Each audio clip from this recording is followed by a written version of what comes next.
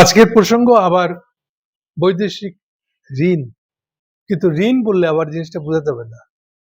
সাবজেক্টটা হলো বাজেট সহায়তা, ওই আবার বিদেশ থেকে ক্যাশ ডলার পাওয়ার তর্ক। এটা হলো আজকের প্রসঙ্গ কেন করেছি? এর কারণ হলো আজকে থেকে IMF এর একটা টিম আসছে। 12 থেকে 16 তারিখ পর্যন্ত তারা সরকারের প্রতিনিধিদের সাথে আলোচনা বৈঠক করবে। দুটা কথা এখানে আপনাদেরকে শুরুতে আমি বলে রাখবো। প্রথম কথা গেল, আমি বলেছি IMF এর লোন, ওয়ার্ল্ড ব্যাংকের না। ফারাকটা কি? IMF এর লোন মানে এরা সরাসরি আমাদের অর্থনীতির খাতে যা নিয়ম কানুন বানানো হয়েছে বা যা প্র্যাকটিস হচ্ছে এগুলোকে বদলানো, এগুলোকে সংস্কার করার প্রসঙ্গ নিয়ে আসে যারা তারাই IMF। ওয়ার্ল্ড ব্যাংক এই কাজটা করে না। ওয়ার্ল্ড ব্যাংকের কাজ হচ্ছে লোন দেবে কিনা, তাও সে লোন কোনো প্রজেক্ট লোন দিবে, কোনো ইনফ্রাস্ট্রাকচারের লোন দিবে। সো ওয়ার্ল্ড ব্যাংকের প্রসঙ্গ না, এটা IMF এর প্রসঙ্গ মানেই নীতিগত দিক। ফলে এখানে সংস্কার প্রসঙ্গ আসবে। আমরা যে এস আলমকে ব্যাংক ফেরত দেওয়ার বুদ্ধি করতেছি, ওটা নিয়ে কিছু বলতে হবে কিনা? উত্তর হচ্ছে হ্যাঁ, এইটাও সাবজেক্ট। এই টাইপের বিষয়গুলো সরকারের অর্থনৈতিক নীতি যা কিছু আছে সেগুলো হবে এটার সাবজেক্ট। এটারই চিহ্ন হলো IMF। ওয়ার্ল্ড ব্যাংকের টিম আসলে এই নীতিগত দিক নিয়ে আলাপ হবে না। এনিওয়ে, এইটুক মনে রাখলেই অনেক কিছু বোঝা যাবে। তাহলে এই টিমটা আসছে IMF টিম। সেকেন্ড, IMF এর মিশনের যে প্রধান, এই মিশনের যে প্রধান ইভো ক্রুজনার, তিনি আগেই বলে দিয়েছেন, এটা ছাপা হয়েছে TBS পত্রিকায়, the business standard. Business standard লিখছে এটি ঋণ নিয়ে দর কষাকষি সফর না, ক্রুজনা বলতেছে, বরং এটি তথ্য সংগ্রহের সফর। এর উদ্দেশ্য হলো সরকারের নীতিগত লক্ষ্য, এই যে নীতিগত যে কথাটা বলছিলাম আপনাদেরকে, সরকারের নীতিগত লক্ষ্য, সংস্কার কর্মসূচি এবং অগ্রাধিকার সম্পর্কে সরাসরি ধারণা নেওয়া এবং সেই তথ্যের ভিত্তিতে IMF এর আভ্যন্তরীণ মূল্যায়ন ঠিক করা। মূল্যায়ন করে কি করবে? এই ধারণা নিয়ে ফেরত চলে গিয়ে তারা মূল্যায়ন করার পরে এটা ফাইনাল হবে আগামী অক্টোবর মাসে। তখন ঠিক হবে আদৌ তারা বাংলাদেশকে কোনো ধরনের বাজেট সহায়তা দিতে পারবে কি পারবে না। খেয়াল রাখেন, বাজেট কিন্তু বানানো হয়ে গেছে। বাজেট বানানো হয়েছে জমা আর খরচ। জমার খাতটা খালি রেখে কি কি খরচ করবে তার হিসাব দিয়ে বাজেট বানানো হয়েছে। 9,500 কোটি টাকা, 9.5 লাখ কোটি টাকা আয়ের কোনো হদিস না রেখে এটা করা হয়েছে। সো ফার এখন পর্যন্ত যতটুকু বাজেট সহায়তা বিষয়ক অর্থ পাওয়া গেছে সেটা হলো 2 বিলিয়ন। মিনিমাম চাহিদা হচ্ছে 3.5, 5 হলে ভালো। তো 3.5 উপরে যেতে হবে, 5 পর্যন্ত হলে ভালো হবে। এই হচ্ছে বাংলাদেশের চাহিদা। তাহলে ঘাটতিটা কোথায় আছে খেয়াল নিশ্চয়ই আপনারা বুঝতে পেরেছেন। $2 বিলিয়ন এর একটা জোগাড় হয়েছে, বাকিটার কিচ্ছু জোগাড় হয় নাই। ফলে বাজেটটা কোথায় গিয়ে থমকে দাঁড়াবে, আটকে যাবে তা বুঝতে পারতেছেন। তো শুরুতেই তখন কি হবে? আসলে শুরুতেই যেখানে যা ওই যে বিভিন্ন জেলায়, বিশেষ করে সামনে যেহেতু স্থানীয় সরকার নির্বাচনের কথা বলা হচ্ছে, ফলে স্থানীয় সরকারগুলোতে যারা যারা হবু নেতা হইতে চাইবে, স্থানীয় সরকার মানে ইউনিয়ন পরিষদ থেকে একেবারে উপজেলা পর্যন্ত, মেয়র পর্যন্ত, ফলে তাদেরকে কাজ দেখাইতে হবে, খরচ দেখাইতে হবে। এখন খরচের দেখাইতে গেলে টাকা লাগবে, টাকা কি বাজেট থেকে নিতে পারবে? হচ্ছে প্রশ্ন। এই জায়গায় তারেক জিয়া পড়বে বিপদে। এদিকে টানবে না ওদিকে টানবে। যদি সব টাকা এদের পিছনে খরচ করে দেওয়া যায়, আর যদি টাকা জোগাড়ই করতে না পারে, বাজেট সহায়তা যদি জোগাড় করতে না পারে, তখন বাকি বছরগুলো কি করবে? এই প্রবলেম থেকে যাবে। ফলে টাকার কোনো হদিস না পেয়ে আগেই স্থানীয় সরকার নির্বাচন আছে বলে গ্রামে গ্রামে প্রজেক্ট নিয়ে এগুলো খরচ করা শুরু করবে, এটাও সম্ভব না। করবে হয়তো জিদের ঠেলায়, আচ্ছা ঠিক আছে যতটুক পারি করবে, এবং করে বিপদে পড়বে এই আনসার্টেনিটির কারণে। সরকার পতন হওয়ার পিছনে এগুলো ফ্যাক্টর হিসেবে কাজ করবে। ওকে, অ্যাকচুয়ালি কি নিয়ে কথা বলবে আরো একটু ডিটেল আছে এখানে। বলা হচ্ছে রাজস্ব আদায়। আপনি জানেন আমাদের মতন দেশে রাজস্ব আদায়ের রেট খুব কম।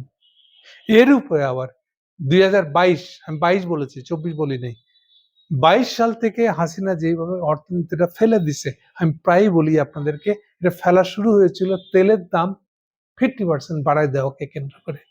মনে আছে কিনা দেখেন, সেখান থেকে মেসেজ দিয়ে দেওয়া হয়েছিল চোরগুলাকে যে তোমরা যে যার মতন, মানে মেসেজ দিতে চাই নাই, কিন্তু মেসেজটা তারা পাইছিল যে সরকার ডুবতেছে, যে যার মতো টাকা পয়সা নিয়ে ভেগে যাও। ফলে 85 টাকা থেকে ওই যে 129 টাকার ডলার হয়েছিল, এটার পিছনে এগুলো হলো মেইন কারণ। ফলে 22 সাল থেকে অর্থনীতি যে পড়তেছে, 26 সাল আসছে, প্রায় 5 বছর হতে চলছে। ফলে রাজস্ব আয়ের যে রেট কমছে সেই থেকে এখন পর্যন্ত, সেইটা আর উঠে দাঁড়াতে পারে নাই। এটারই ডাইরেক্ট ফলাফল হলো জিডিপি 3.5-এর আশেপাশে নেমে গেছে। তাই জন্য এবার কথা হচ্ছে, যেগুলো ইস্যু নিয়ে কথা হবে, মানে যেগুলো ইস্যু নিয়ে আপনারা কি নীতি নিয়েছেন, এটা কিন্তু IMF এর স্টাইল না। IMF এর স্টাইল কিন্তু সোফা, যত গরিব ছিলাম আমরা ততই তারা নিয়ে এসে সোজা বলে দিত এটা করতে হবে, কিছু করার ছিল না। কারণ তখন চীনও উঠে আসে নাই যে আপনার কোনো বিকল্প আছে অর্থে।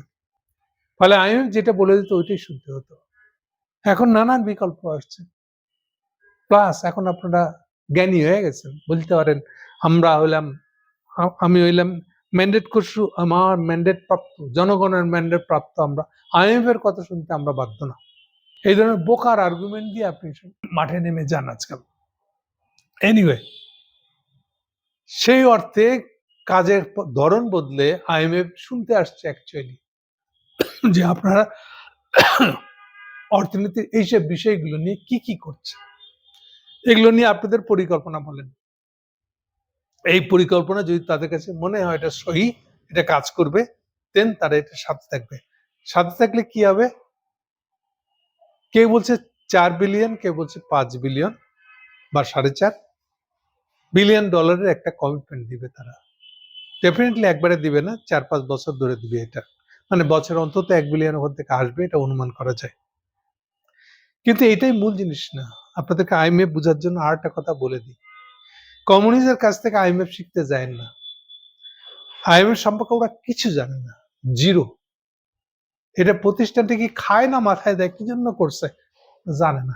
ওদের কাছে এটা নিপাত জ্যাক টাইপের সংগঠন। ও জানে না যে নিপাত জ্যাক বললে ওরা যে বাসায় গিয়ে ভাত খাইবে, ওই ভাতের প্রত্যেকটা ভাতের ভিতরে IMF আছে। ফলে IMF নিপাত গেলে ও পেটে ভাত ঢুকবে না, ও জানেন না এটা। তাহলে IMF এই জায়গায় অ্যাকচুয়ালি কে? শুধু ঋণদাতা না, হোল গ্লোবাল ব্যবসা বাণিজ্য, লেনদেন, বিনিয়োগ। এই যে আমাদের খসরু সাহেব বলতেছে বিদেশিদের বিনিয়োগ আনবো, আমরা ওই ইনফ্রাস্ট্রাকচার লোন নিয়ে চলবো না, এরকম অর্থনীতি হবে না। গপ্প একটা দিচ্ছে আর কি, কোনটা দিয়ে কি করা যায় আর কি করা যায় না তার কোনো ধারণা নেই। যাই হোক, সে কথা অন্য সময় আবার আলাপ করবো। উনি বলতেছেন আমরা এখন থেকে বিদেশি বিনিয়োগ আনবো, বিদেশি বিনিয়োগ নিয়ে বাংলাদেশের অর্থনীতি ঠিক করে ফেলাবো। আচ্ছা, বিদেশি বিনিয়োগ আপনি যে নিয়ে আসবেন, বিদেশি বিনিয়োগ আসবে কেন, কেন আসে আর কেন আসে না, এটা কি জানেন? আপনি খবর নিয়েছেন? এইটারই 1 নম্বর সংগঠন হচ্ছে IMF।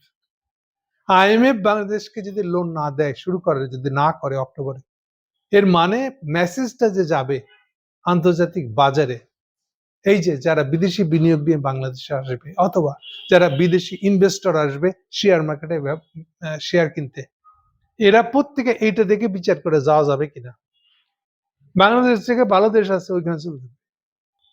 সম্প্রতি আংটার্ডের একটা রিপোর্ট পড়েছে, আংটার্ড UNCTAD, আংটার্ড UN এর একটা ট্রেড অ্যান্ড ডেভেলপমেন্টের সংগঠন। ওই যে যারাই মূল্যায়ন করে যে বাংলাদেশ কি ছেড়ে চলে যেতে পারবে, আজকে মধ্যম আয়ের দেশে ঢুকে গেছে না ঢুকে যায় না, ঢুকে গেলে কিন্তু আর এক কাহিনী, ঢুকে গেলে কিন্তু অনেক ধরনের আইন কানুন বাংলাদেশের উপর লাগু হয়ে যাবে, প্রয়োগ করা হয়ে যাবে। আর যতদিন আপনি হয় না ভাই আমি হই নাই এটা বললে লাভ পাবেন, সুবিধা পাবেন। যেমন প্রথম অসুবিধা হবে, আপনি ওয়ার্ল্ড ব্যাংকের আইডিয়াল লোন পাবেন না, ওই যেটা 1%-এর নিচে সুদ, ওটা তো পাবেনই না। 2% নিয়েও যে দেওয়ার যে সুবিধাটা আছে ওটাও দিবে না, হয়তো আপনাকে 4% সুদে চলে যেতে হবে। ফলে বুঝতে পারছেন, এইটার ক্রাইটেরিয়া ঠিক করে যে সেই হলো আংটার্ড। আংটার্ডের রিপোর্টে একটা ভয়াবহ ইনফরমেশন আছে। আংটাড বলতেছে যে যুদ্ধ বিধ্বস্ত গত 26 বছর ধরে যুদ্ধ বিধ্বস্ত দেশটার নাম হলো কঙ্গো, যেখানে আমি প্রায় 8-9 বছর ছিলাম। এখনো মিশন আছে সেখানে, জাতিসংঘের মিশন। ফলে বুঝতে পারছেন দেশের ভিতরে আইন কানুন, অর্থনৈতিক কেমন অবস্থা। এই দেশে যতটুকু বিদেশি বিনিয়োগ জোগাড় করছে তা বাংলাদেশের চেয়ে বেশি। কি বুঝলেন? বাংলাদেশের 1.25 টাইপের, হাসিনা আমলে এর উপরে ছাড়াই নাই। ইউনূসের আমলে হয়েছে। ইউনূস ভক্তরা খুশি হয়ে যান, এটা শোনেন। ইউনূসের আমলে যেটা হয়েছে এটা চীনাদের বিনিয়োগ। ওই চীনাদের বিনিয়োগ আমরা কেউ জোগাড় করে দিয়েছিল, এই জন্য এটা হয়েছে। এখন কি হবে? তারপরেও এটা ওই কঙ্গোর চেয়ে কম, উগান্ডার চেয়ে কম। উগান্ডার 2 বিলিয়নের উপরে চলে গেছে। কিছু বুঝতে পারতেছেন? তাহলে অর্থনীতির দিক থেকে আপনার স্বাধীন তো এলাকা, হাসিনা নিলে 15 বছর শাসন করলো কেমনে? আপনার তো বিরাট স্বাধীন দেশ, খুব ভালো অর্থনীতি, এত উন্নতি করছে, পদ্মা সেতু বানায় দিয়েছে, মেট্রো রেল চলতেছে, হয়েছে না? আপনি কঙ্গোর সাথে পারেন না। তাহলে এই যে খসরু সাহেবকে বলতেছি, আপনি যে বিদেশি বিনিয়োগ আনবেন, এটা কিসের উপর নির্ভর করে? বিদেশি বিনিয়োগকারীরা দেখে যে IMF আমাদের সম্পর্কে কি বলছে। ওরা যখনই জানবে যে বাংলাদেশ আমাদের সংস্কার বিষয়ে যা কিছু করারও কথা উচিত সেটা করেন নাই বলে IMF আপনাকে লোন দেন, আপনার সাথে এগ্রি করেন না। আসলে লোনটা একেবারে তুচ্ছ জিনিস IMF এর কাছে। এই লোন দেওয়া না দেওয়ার সাথে অর্থনীতি ভালো হয়ে যাবে না, সংস্কার হয়ে যাবে না। মূল বিষয়টা হলো যে আপনি সংস্কার করতে রাজি আছেন কিনা, যা বুদ্ধি বলতেছে এগুলোতে সংস্কার হবে কিনা। এই প্রসঙ্গে IMF এর পজিশনটাই মূল, আর তারই চিহ্ন স্বরূপ হলো লোন দেওয়াটা। লোনটা এখানে একেবারেই ভুল কথা না। কমিউনিস্ট একেবারে উল্টা করে, IMF এর লোন মানে তো শর্ত দেওয়া। লিখতেছে প্রথম আলো, না IMF এর শর্ত কিন্তু খুব কড়া, বুঝছেন? প্রথম আলোর আগের যে কমিউনিস্টটা ছিল অর্থনীতি বিভাগে, তাকে সরাইছে, সরাই একটা নতুন আছে মঞ্জুরুল কে একটা, সেও দেখি একই কথা কয়, কামান দাগে IMF এর উপরে, না বুঝে, কোনো ধারণা নেই। আপনি যতক্ষণ কমিউনিস্ট থাকবেন ততদিন আপনাদের কোনো ধারণা থাকবে, কোনো সুযোগই নেই। IMF কি এটা একটু আগে বুঝলেন, তারপরে কথা বললেন, মুখ খুলেন না, মাছি ঢুকবে। এনিওয়ে, তাই বলি কি সরকার কি কম? এই সরকারের এক উপদেষ্টা আছে পৃথিবীর, একটু পুরনো রিপোর্ট, তার 25 তারিখের গত মাসে, সে বলতেছে IMF নাকি 15% ব্যাট চালু করতে করেছে, প্রস্তাব রেখেছে। এটা বিশ্বাস অযোগ্য। তিতুমির সাহেবকে অনুরোধ করবো, কোথায় এই আকাঙ্ক্ষা জানাইছে IMF, সেটা যেন একটু আমাদেরকে প্রমাণ সহ জানায়। কেন এত জোর দিয়ে বলছি আমি? ভ্যাটের ধারণাটা IMF, প্রথম কথা কেন করেছে? আমাদের মতন দেশগুলো রাজস্ব আদায় করতে পারে না, ট্যাক্স ফাঁকি দেয় আদায়কারী সংগঠন, যেটা ওইটা একটা চোর হয়, এটা আমাদের মতন দেশে। তার উপরে অদক্ষতার কারণে ট্যাক্স আদায় করতে পারে না, যাদের ট্যাক্স দেওয়ার কথা তাদেরটা কাছ থেকে আনতে পারে না। তখন ও একটা আলাদা সুবিধা দিয়েছে, গবেষণা করে বের করেছে যে তাহলে একটা মিনিমাম ট্যাক্স ধরা হোক, যেটা গরিব বড়লোক সবাই মিলে দিবে। কোথায় ধরলে এটা ঠিক মতন হবে? এইটাই হলো দোকানদার, এই যে আমাদের যে কোনো ডিপার্টমেন্টাল স্টোর, একটা বড় দোকান আর কি, সেখানে যখন জিনিস কিনতে যাবেন, মানে যেই দোকানে আপনার মেশিনে বিলিংটা হয়, মেশিনে আপনার রসিদটা দেয় একটা মেশিনে, ওই দোকানের ওই বিলিংটার মধ্যে 2.5% ভ্যাট ধরা থাকে। ভ্যাটটা কেন 2.5%? এটা বাংলাদেশের জন্য না, এটা বাংলাদেশে চালু হয়েছিল 91 সালে। অনেকে মনে করে এটা বোধহয় সাইবুর রহমান চালু করছে, তাই না, এটা গ্লোবালি IMF এর সিদ্ধান্ত। আপনি আফ্রিকাতে যান, 2.5% প্লাস 15%, 15% বিদেশ থেকে আমদানি করছেন, ওদের ট্যাক্স আর দোকানদারের কাছে নেয়, এয়ারপোর্টে নেয় না, মানে এয়ারপোর্টে বা সমুদ্র পোর্টে নেয় না। দোকানদারের কাছ থেকে নেয়, 17.5% ট্যাক্স আদায় করে। আপনি যে কোনো জায়গায় যে যত গরিব দেশ সেগুলোতে বেশি করে কভার করে দেখেন। এটা IMF এর সাধারণ নিয়ম। এটা শুধু বাংলাদেশের জন্য 2.5% ঠিক করে না, এইটাকেই শয়তানি করে এই যে লোটাস কামাল, হাসিনার অর্থনীতির বুঝে না, শেখ জবরদস্তিতে এটাকে 5% করছে IMF এর নিয়ম বাদ দিয়ে। এইটাই 5% হয়ে আছে এখন পর্যন্ত। কাজেই 15% IMF বলতে পারে, এটা বিশ্বাসযোগ্য না। তুমি সাহেবের উচিত হবে এটার প্রমাণটা সহ আমাদের সামনে দেওয়া।